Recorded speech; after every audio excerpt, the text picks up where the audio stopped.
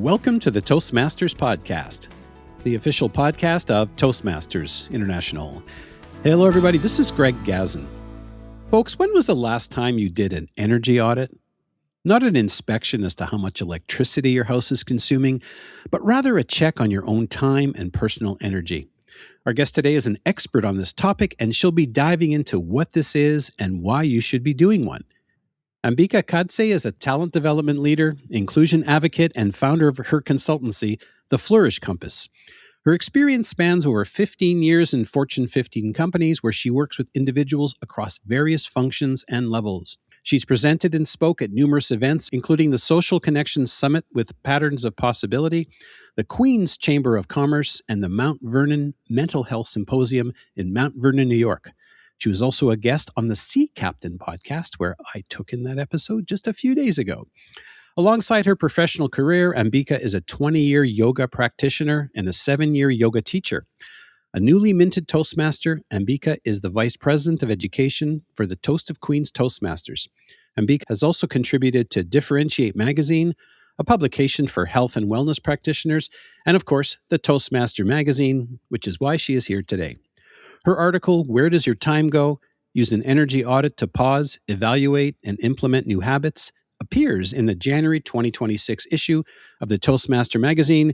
Coming to us today from the Big Apple, I love saying that, Ambeka Khadse, welcome to the Toastmasters podcast. Thank you so much for having me here. I'm so excited to be here, Greg. And Happy New Year. Happy New Year. Well, Ambeka, this topic is absolutely perfect for this time of year, but in reality, where does my time go? I think about that literally every single day. Your article starts with that familiar question, but then I love the fact that it leads us to this deeper one. Where is my energy going? Why is making that shift so important? Why is it so important to include energy with looking at time? Greg, that's a great question, right? And as you mentioned, it's something people think about when they think about time management every day. How do you fit more into our days? How to be most effective? How do we do more with less? But if we're looking at blocking our time on our calendars, we usually don't consider our energy levels throughout the day.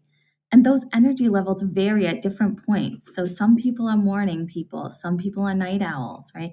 So knowing when you have higher or lower levels of energy can impact the tasks you're able to get done, right? And impact the time you've allocated for each of those tasks. So we want to consider the energy levels with the tasks we're doing. So that's why I make that shift going from time management into the energy audit first. Oh, that's interesting.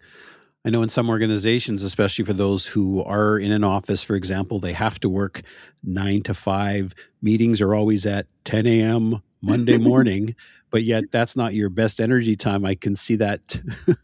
I can see that being a challenge. 10 a.m. is a lucky meeting time, not 8 or 9. Or 7:30 a.m. Yes, exactly. Yeah. I know in our district conferences, we used to have our executive committee meetings. It was a weekend conference, and it would be 7 a.m. on Sunday morning after you've been up all night. Oh, that's a tough one. I'm curious, Ambeka, what was it that first prompted you to start thinking about this? Did something specifically happen to you, or how did this awareness affect you personally? Yeah, so time management is something I've been running workshops and teaching for a while. My background is, as you mentioned, talent development. And in 2025, in January, I launched my own consultancy, The Flourish Compass. Now, using everything I knew about time management, I'm allocating my time, figuring out how to set up my business, all the things you have to do, not just my training and my workshops, but the marketing and the logistics and the filing of paperwork and everything involved. And I'm sure many entrepreneurs can relate to this. So fast forward a bit, going through all that, I was never able to get everything done as I'm blocking my calendar and managing my time, right? So at some point, it had to be at least a couple of months in, I paused for a moment and said, well, it's not that I'm not managing the time accurately. It's more that I'm not taking into consideration my energy levels, right?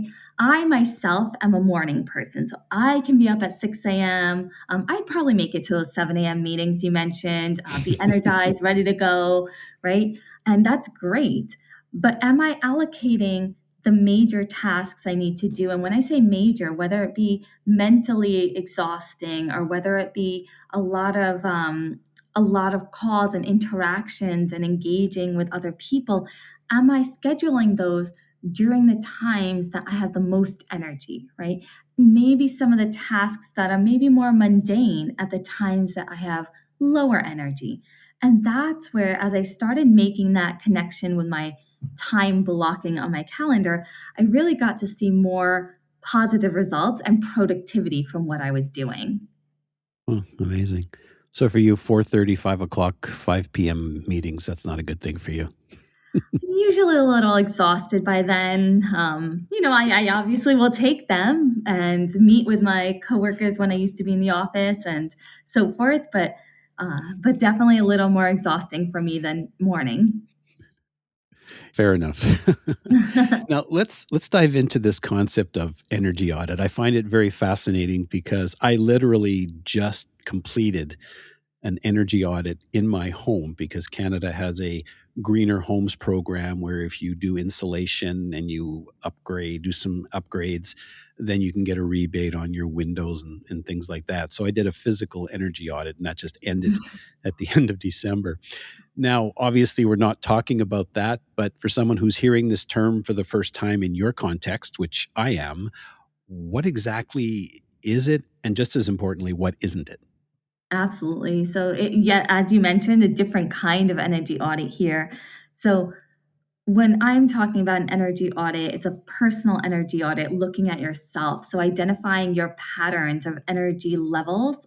And I think we both touched upon this, understanding if you're a night owl, a morning person, right? And I know you know that intrinsically, but what does that mean in terms of your energy when you're applying it to work? When are you most alert? When are you most um, open to connecting with people, speaking with people? When do you feel most energized, right? And when do you start feeling those slumps throughout your day where you may not be as effective on what you're doing? So, the idea of the energy audit is to really understand that pattern that you have and then layer on looking at different activities and stuff that may energize or drain you.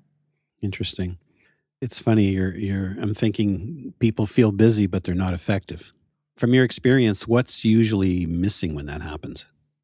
To me, I look at that and see people, missing an alignment generally on what you're doing, why you're doing it, and when you're doing it. Right, so if you feel busy, but you look back and you say, oh, well, I haven't really accomplished much, it may be valuable to take a few minutes and rethink or replan that day or that week, right? And you may think, oh, I don't have time to stop for even 10 minutes, but continuing to run on that hamster wheel may be less effective than taking that time to rethink this, right? So thinking through what you're doing, what are those tasks you have laid out for the day that are making you feel busy but ineffective? Why are you doing each of them? What does each item do that moves you closer to the goal you're trying to achieve?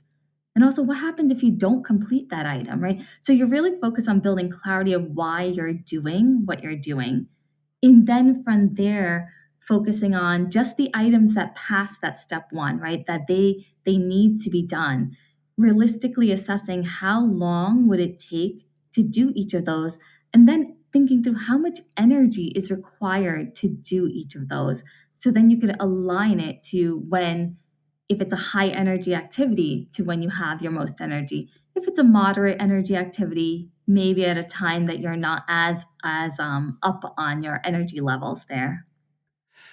Ambika, from a leadership perspective, how does this, we'll call it unmanaged energy, show up in teams? We know it's there, even though no one is really talking about it.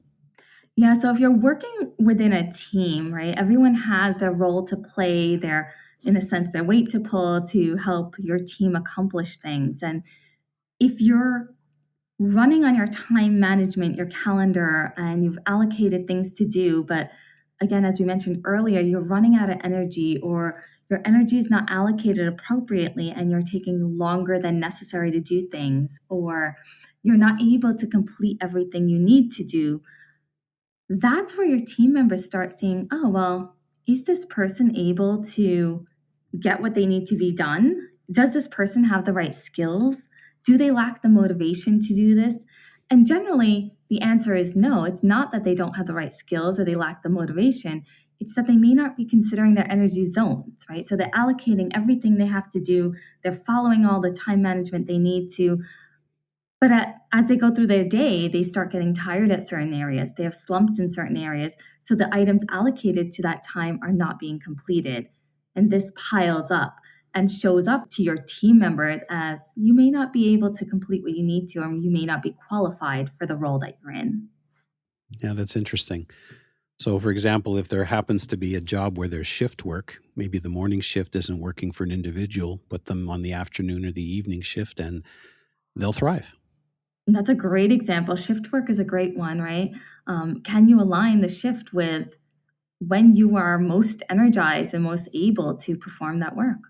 Let's go through this practice.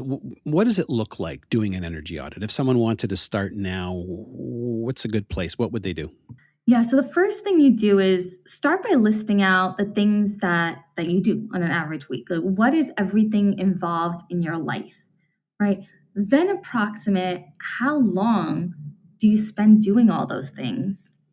And then going through and checking off what are those items that you're doing that bring you more energy or happiness in a sense, and what are those items that you're doing that leave you exhausted at the end, right? And this is just to start building our awareness of what is my current level of energy? What am I currently doing? Where is that energy even going, right?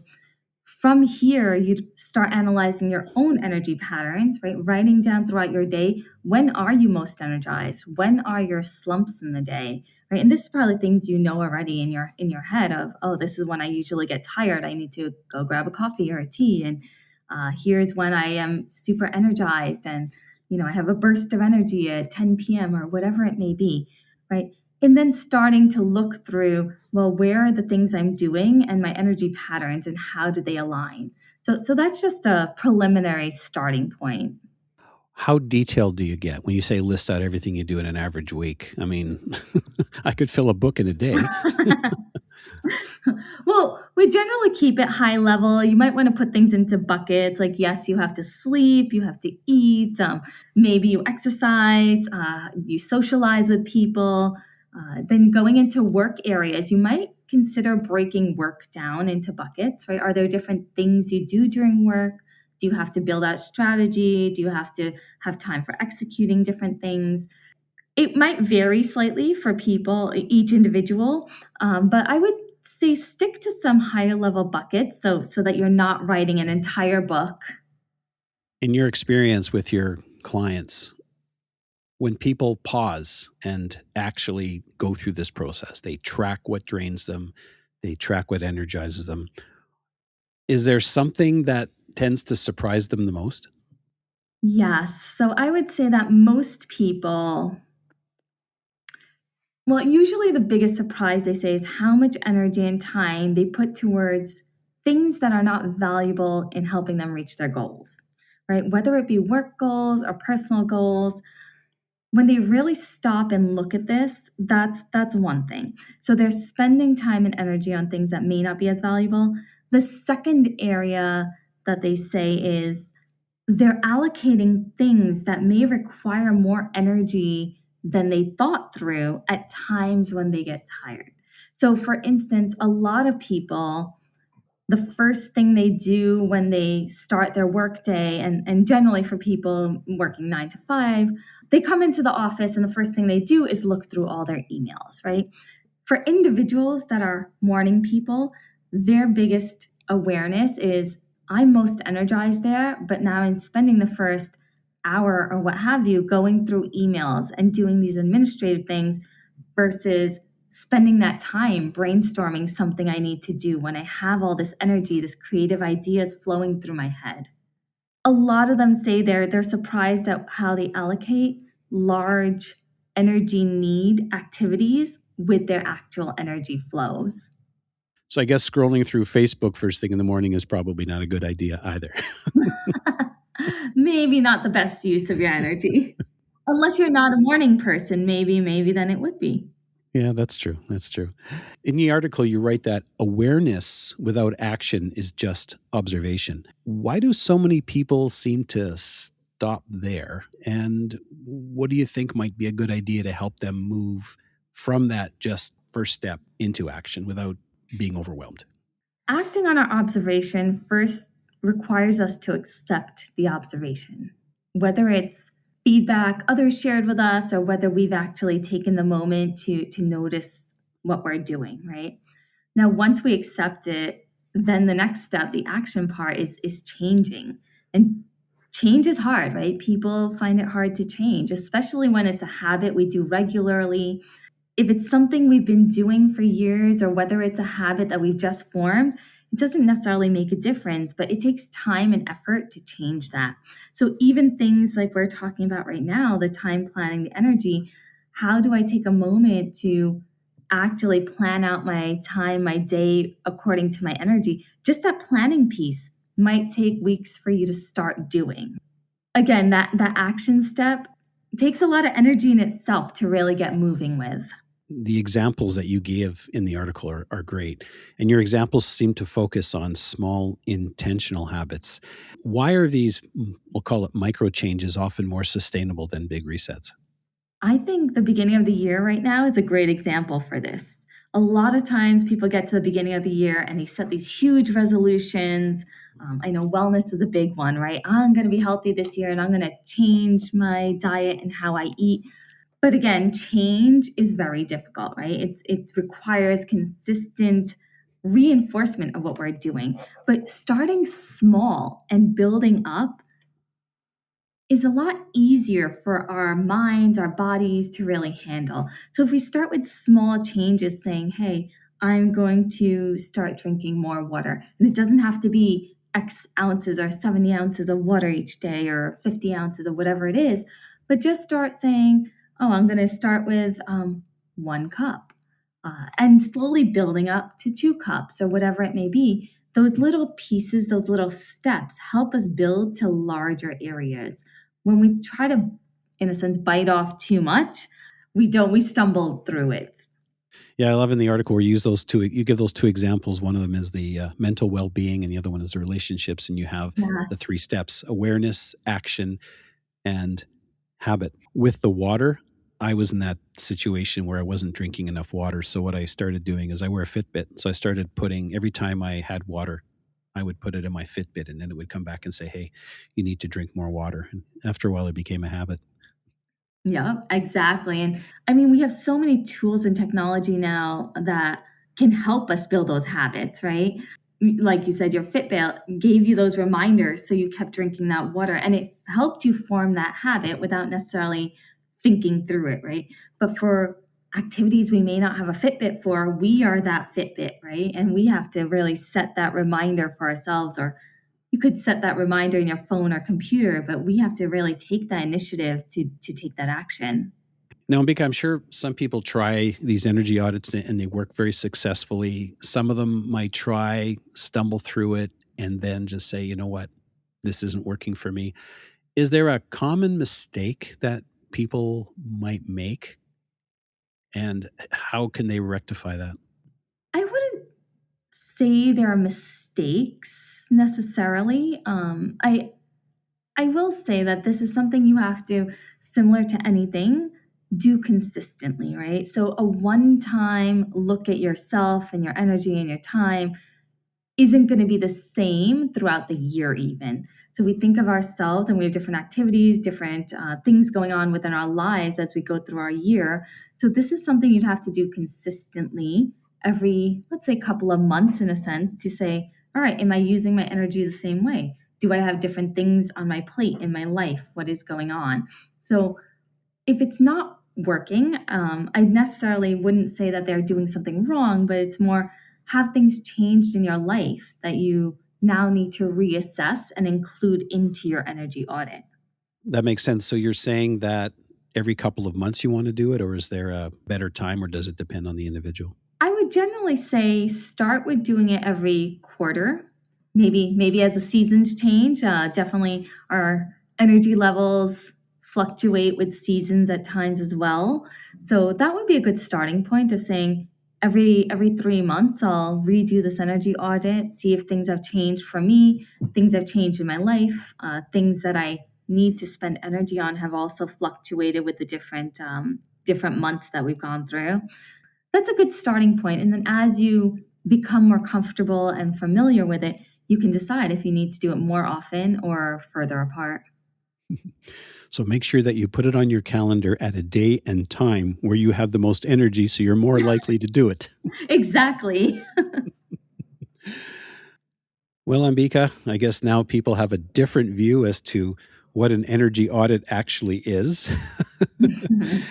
Now, to help people kick off 2026, to help perhaps get them started on their own energy audit, can you please share with us an example as to how this energy audit perhaps played out for someone?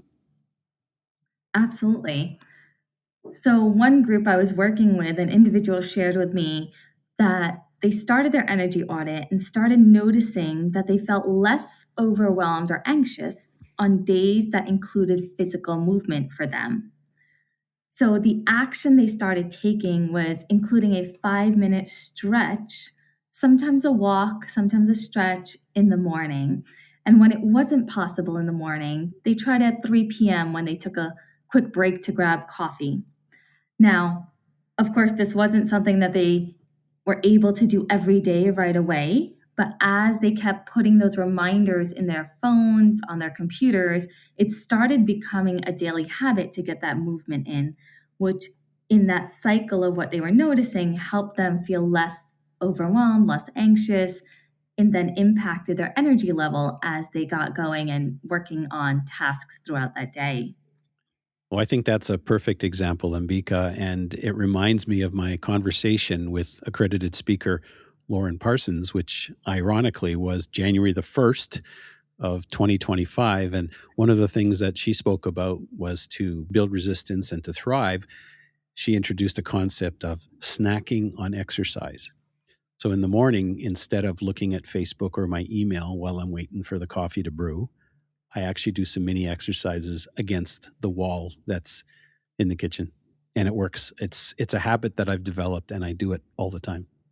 That's fantastic. And I love the snacking on exercises. I'll certainly put a link to that in the show notes for those who are interested. And because I mentioned earlier, you're a newly minted Toastmaster. How did you discover our wonderful organization?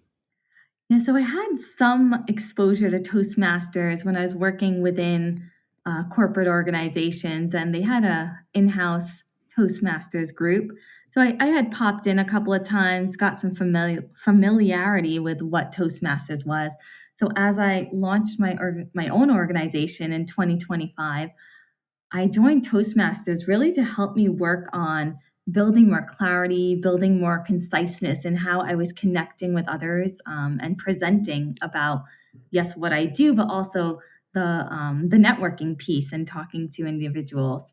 So that really drove me to join Toastmasters, and it's really helped because, as you know, Greg, it's an organization that provides such great feedback, such great insights to how we are speaking, how we are presenting, and they're immediate pieces of information, immediate feedback. So it really helps you adjust quite quickly into what you need to do to improve yourself. It's a great opportunity as an entrepreneur. Definitely. Well, folks, if you're ready to start off 2026 with an energy audit and you found this episode helpful and useful and encouraging, I encourage you to share this episode with your friends and family and fellow Toastmasters. You can find the Toastmasters podcast at toastmasterspodcast.com, toastmasters.org, Apple, Spotify, and anywhere you get your podcast. And Ambika, before we leave, if you'd be so kind as to tell us a little bit about the Flourish Compass, and if someone would like to reach out to find out more about what you do or to find out more about having an energy audit done, not an electrical one, but a personal one, what's the best way for them to do that? Absolutely. So, the Flourish Compass, as we mentioned, is a talent development consultancy, and I specialize in change leadership, competency model development for small and mid-sized businesses, as well as leadership skills training. And you can reach me at www.theflourishcompass.com or email me at theflourishcompass@gmail.com. And I actually have on my website a short worksheet about a personal energy audit under the resources. So feel free to jump on and grab that. That's excellent. And we'll certainly put that information in the show notes. And don't forget to read Ambeka's article, Where Does Your Time Go? Use an energy audit to pause, elevate, and implement new habits. And that's in the January 2026 issue of the Toastmaster magazine. Ambeka Khadse, thank you so much for taking the time to speak with me today. And I'm certainly off to do another energy audit, but this time a different one. Well, thank you so much, Greg. It's been a pleasure being on the podcast, and I look forward to hearing it go live. Awesome.